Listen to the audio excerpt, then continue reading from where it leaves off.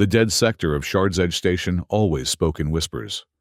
Corridors of abandoned quarters moaned with artificial wind slipping through cracks in the walls. Lights flickered in dying patterns across rusted panels. The section had been officially closed for 7 years, ever since the diplomatic incident that no one in administration would speak of directly. Glenn Mallory wasn't supposed to be here. Not technically. As a systems analyst for the station's resource allocation department, his clearance was limited to the functional zones. But the data anomaly had been bothering him for days. The station's automated systems had registered 2 standard ration packages delivered to Auxiliary Wing G7 14 days ago. A wing that, according to every official record, had been decommissioned and depressurized.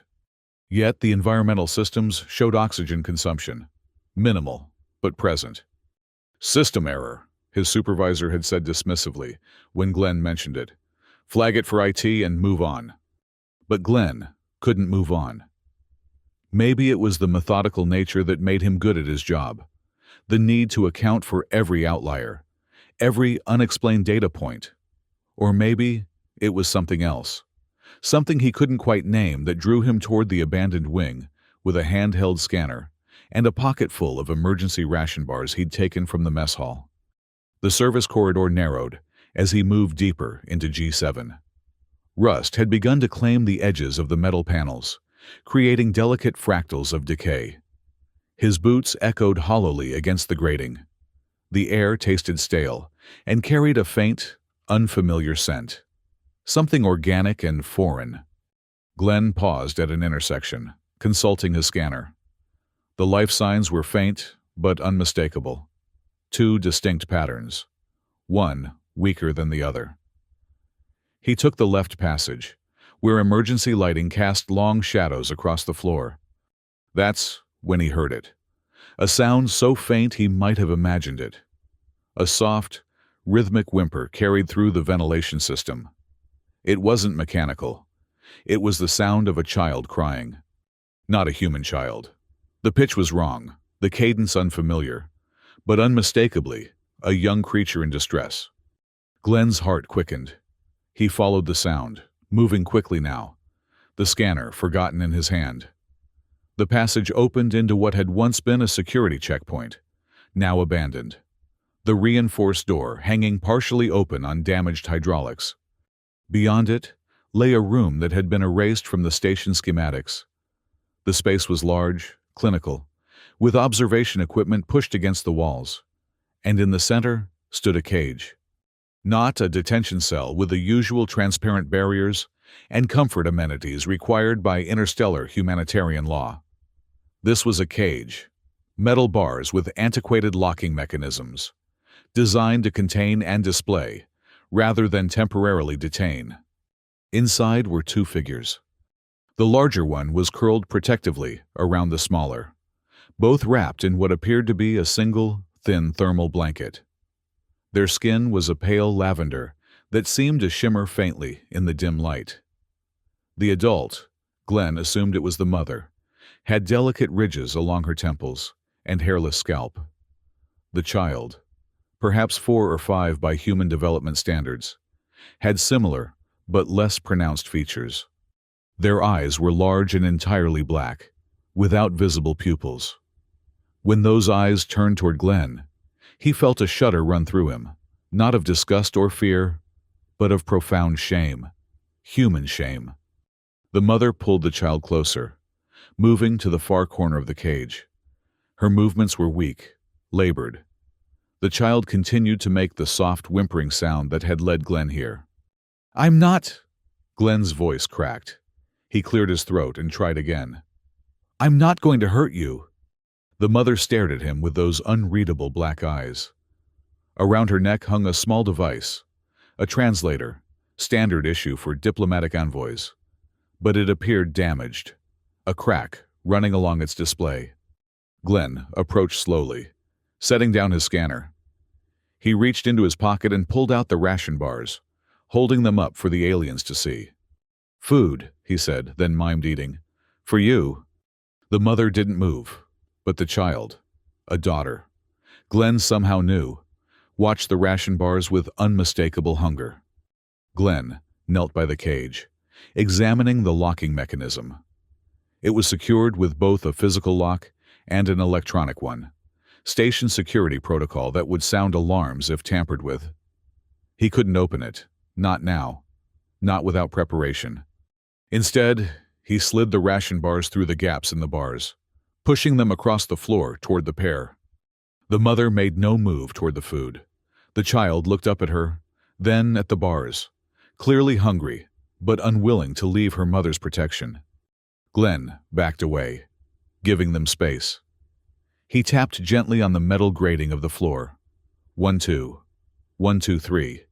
A simple pattern.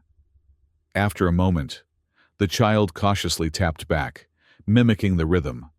"I'll come back," Glenn said, knowing they couldn't understand, but hoping his tone conveyed his meaning. "I promise." That night, Glenn couldn't sleep. The image of those two beings in a cage haunted him. He accessed the station archives from his quarters, searching for any record of alien detainees. Nothing appeared in the official logs. But when he dug deeper, using his system's access to check raw data feeds from the past year, he found gaps, missing surveillance footage, requisition orders with redacted destination codes, and personnel assignments to non-existent security details. Someone had tried very hard to erase all evidence of the aliens' existence. The next day, Glenn volunteered for maintenance duty in the sectors adjacent to Wing G7. After his shift, he slipped back into the abandoned area, this time carrying a larger bag with water pouches, more ration bars, a medical scanner borrowed from the infirmary, and a small portable heater. The aliens were exactly where he'd left them. The ration bars were gone, though the mother looked no stronger. The child sat at the edge of the cage, waiting, and tapped the floor when Glenn appeared. 1, 2, 1, 2, 3.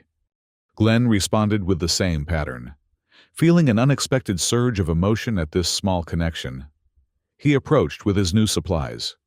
"Water," he said, demonstrating by taking a small sip before passing the pouches through the bars. This time, the mother took them, helping the child drink first before taking a small amount herself. Glenn activated the portable heater and positioned it near the cage. The warmth seemed to ease some of the tension in the mother's posture. The medical scanner gave him readings he couldn't fully interpret. Their physiology was too different from human baseline. But even to his untrained eye, the mother's vital signs seemed dangerously weak. The child approached the bars, closer to Glenn than before.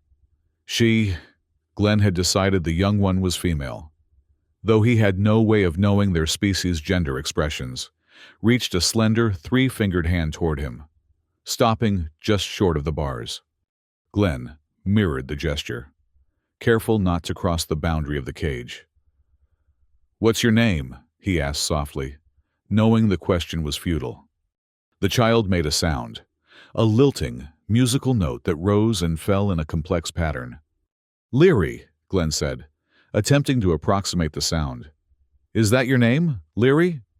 The child's face changed, ridges shifting in what might have been a smile.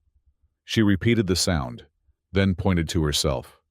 "Leary," Glenn said again, then pointed to himself. "Glenn." Leary attempted his name, producing something close to Gen. The mother watched this exchange with those unreadable eyes. When Leary pointed to her, she made a different sound, deeper, more resonant. "Sira," Glenn attempted. The mother, Sira, inclined her head slightly, the first acknowledgement she'd given him. Glenn spent an hour with them, establishing this rudimentary communication. Before leaving, he showed them how to operate the heater and left additional ration bars and water. As he was about to go, Sira spoke, a complex series of sounds that his human ears couldn't hope to replicate. She reached for the damaged translator at her neck, tapping it with evident frustration. Then, she made a sweeping gesture across the cage and toward the station beyond, followed by a sharp, downward cutting motion with her hand. The meaning seemed clear enough. "What happened? Why are we here?" Glenn wished he knew. Over the next week, Glenn established a pattern. During his regular shifts, he performed his systems analyst duties with mechanical efficiency, all while gathering supplies and information. At night, he would visit Sierra and Leary, bringing food, medicine, and small comforts.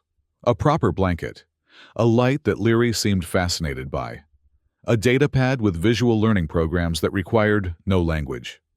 He learned more about them through gestures and drawings.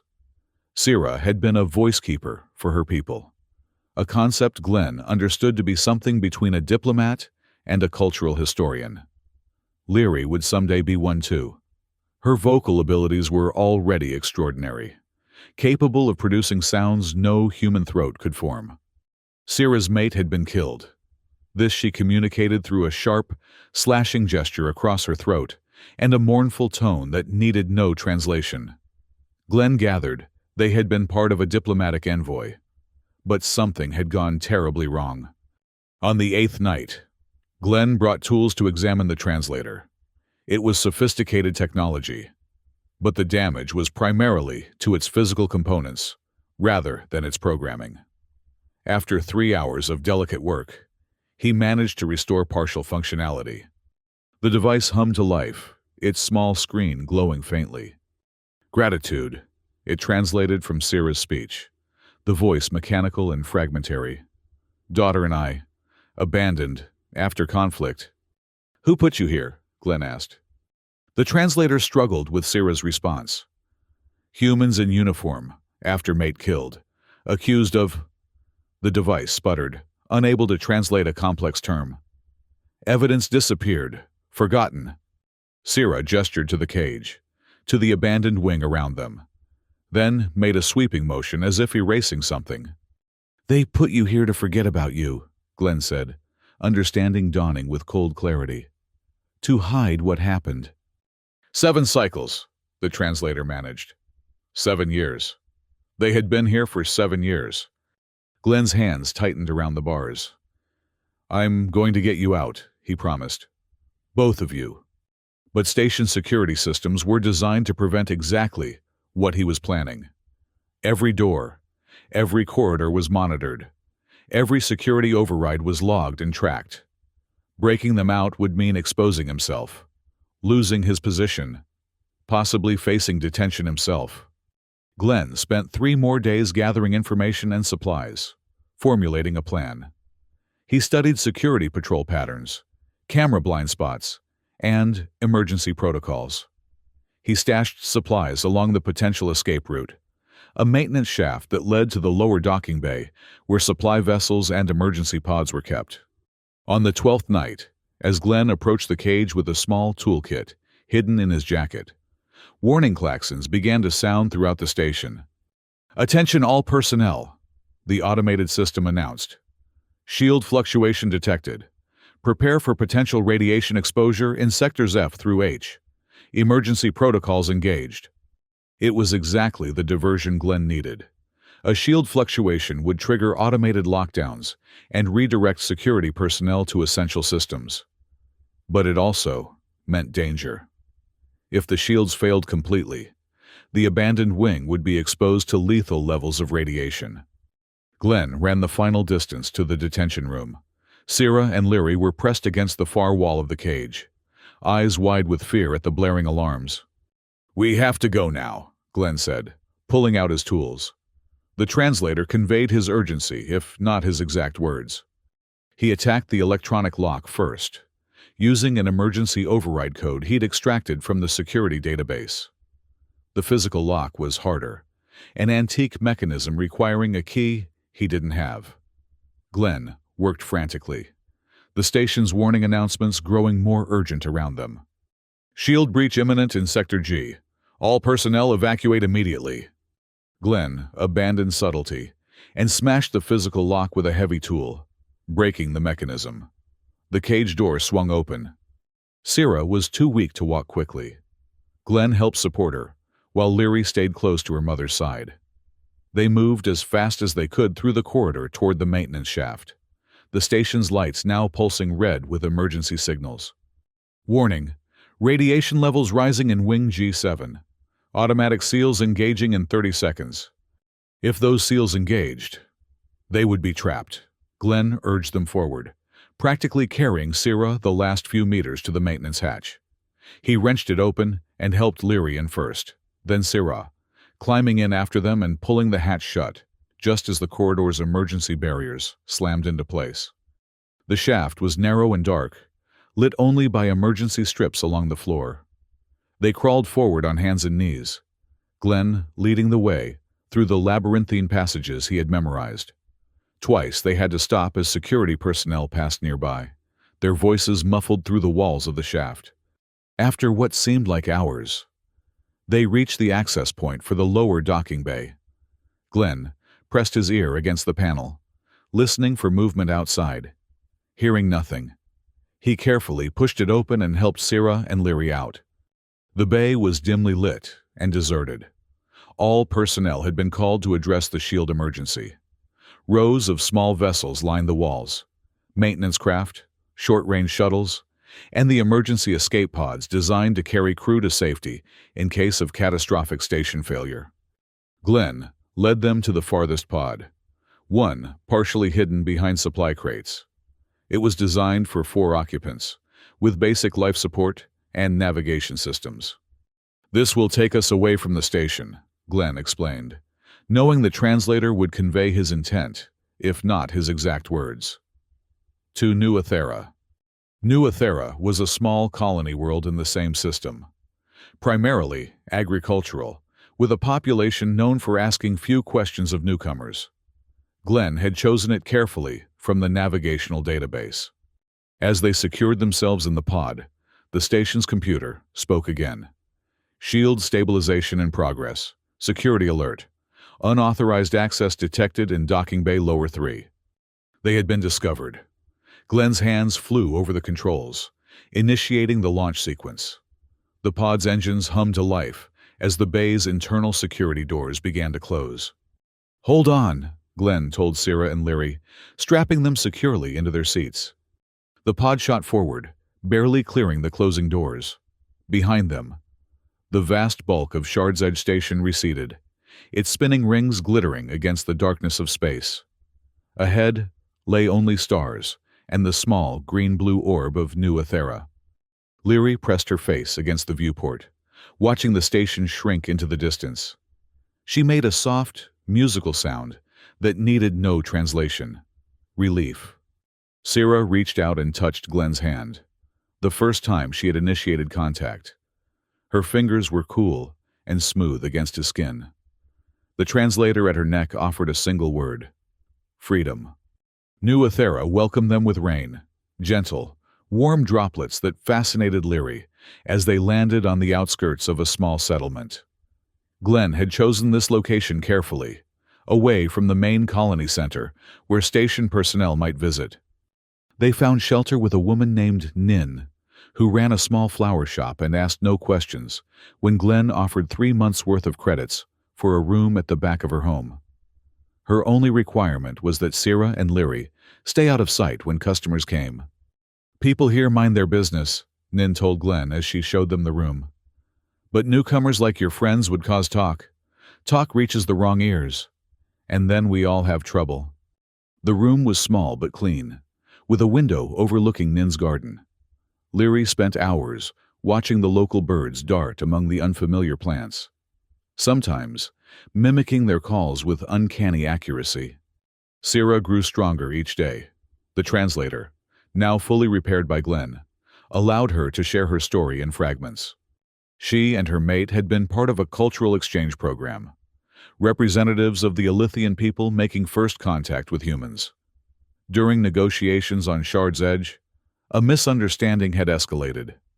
Her mate had made a gesture that station security misinterpreted as threatening. He was killed in self-defense. In the diplomatic crisis that followed, records were altered. The incident was classified. Sierra and Leary, witnesses to what had really happened, were detained temporarily, and then forgotten in the abandoned wing when the diplomatic crisis was resolved through official channels. "They erased us," Sierra said through the translator, her large eyes fixed on the garden outside. Our existence complicated the official narrative.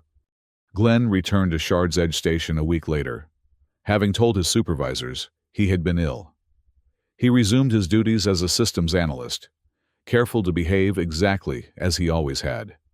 In his off hours, he methodically erased all evidence of what he had done, altering security logs, removing his access footprint from the abandoned wing, and creating a false trail suggesting the shield fluctuation had caused a catastrophic failure in the detention area, destroying all contents. He arranged for a transfer to the new Athera Agricultural Monitoring Outpost, a lateral move that raised no eyebrows. His expertise would be useful in the colony's efforts to improve crop yields. His supervisor agreed. Before leaving the station for good, Glenn accessed one final database, the diplomatic incident records from 7 years ago. He downloaded everything, encrypted it, and buried it deep in his personal files. Someday, perhaps, the truth would matter. 1 month after their escape, Glenn sat with Syrah and Leary on the small porch of the house they now shared on the outskirts of the settlement. Nin had helped them find the place, a simple structure with a thatched roof and walls that could be covered with climbing flowers for additional privacy. Leary was drawing on the interior wall of her room, intricate patterns that resembled the stars as seen from her home world. She had begun to speak occasional words in the human language, though she preferred the complex harmonies of her native tongue. Syrah had taken to gardening, cultivating both earth plants and a few specimens native to New Athera. Her knowledge of botanical genetics, it turned out, was extensive. Local farmers had begun to quietly seek her advice, addressing her as the foreign specialist without asking questions about her unusual appearance. "Will they come looking for us?" Syrah asked, as they watched the twin moons rise over the fields. Glenn shook his head. "According to every record, you were never there. And now, according to every record, whatever wasn't there was destroyed in a shield malfunction. And you?" Her large eyes turned to him. "What did you lose by helping us?" Glenn considered the question. He had abandoned a secure position, a predictable career path, the comfortable anonymity of being one functionary among many. But as he watched Leary emerge from the house to show her mother a new drawing, he couldn't frame any of that as loss. "I found something instead," he said finally. Later that night, as a gentle rain pattered against the roof, Glenn heard Leary singing, a lullaby in her native tongue, the notes rising and falling in patterns no human composer had ever imagined. Syrah joined her, their voices twining together in the darkness. Glenn closed his eyes and listened. In the vast bureaucracy of Shard's Edge Station, with its thousands of inhabitants and endless data streams, no one had heard the cry of a single alien child. No one except him. And that, somehow, had made all the difference. The next morning, Leary showed Glenn a drawing she had made of 3 figures, standing together beneath stylized stars, 2 tall ones with the characteristic ridges of the Alithian people, and 1 human, family. She had written beneath it in careful human letters, the word newly learned. Glenn placed the drawing on the wall where the morning light would catch it. Outside, in Syrah's garden, the first native flowers were blooming, deep purple blossoms with luminescent centers that seemed to pulse with a gentle rhythm, like a heartbeat or a song. Nin arrived with news from the settlement. The seasonal migration of butterfly-like creatures would begin soon, filling the sky with wings that refracted light in dazzling patterns. "Your little one will love it," she told Syrah. Children always do. As Nin spoke with Syrah about garden matters, Glenn watched Leary attempting to coax a small local creature, something between a lizard and a squirrel, closer to the porch with offerings of fruit. Her patience was remarkable, her movements gentle and precise. When the creature finally approached and took food from her hand, Leary looked up at Glenn with an expression of pure joy that transcended species. She made the sound that was his name, Jen, and then a longer phrase in her own language. "She says you are the one who heard," Sira translated, coming to stand beside him. "When no one else would listen." Glenn nodded, unable to speak past the tightness in his throat. He had done nothing extraordinary, just noticed a data anomaly, investigated an unexplained sound, just followed the path that conscience demanded, one step at a time. That night, as they sat beneath the stars, Sira told stories of her world, of cities built in the branches of enormous trees, of ceremonies where voice keepers like herself would sing the histories of their people from sunset to sunrise, of oceans filled with creatures that communicated through patterns of light rather than sound. Leary fell asleep against her mother's side, peaceful in a way Glenn had never seen back in the cage. Sira gently stroked her daughter's head, the ridges on her own face shifting in what Glenn now recognized as an expression of profound love. "On my world," Sira said softly, "we believe that all lives are songs, some short, some long, some harmonious, some discordant. When lives intersect, new melodies are created." She looked at Glenn. "You changed our song." "You changed mine too," Glenn replied. In the morning, he would continue the work of building their new life here, establishing identities, creating connections in the community, ensuring their safety. There would be challenges, setbacks, moments of fear, but watching mother and daughter beneath the alien stars, Glenn knew with certainty that whatever came next, they would face it together. The universe was vast and often cruel. Systems failed. People looked away. Bureaucracies buried their mistakes. But sometimes, rarely, a single person could hear a child crying through the walls and choose to act. Sometimes, that was enough to change everything. As Glenn looked up at the night sky, he spotted a distant light moving steadily among the stars. A ship, or perhaps Shard's Edge itself, visible from the planet's surface.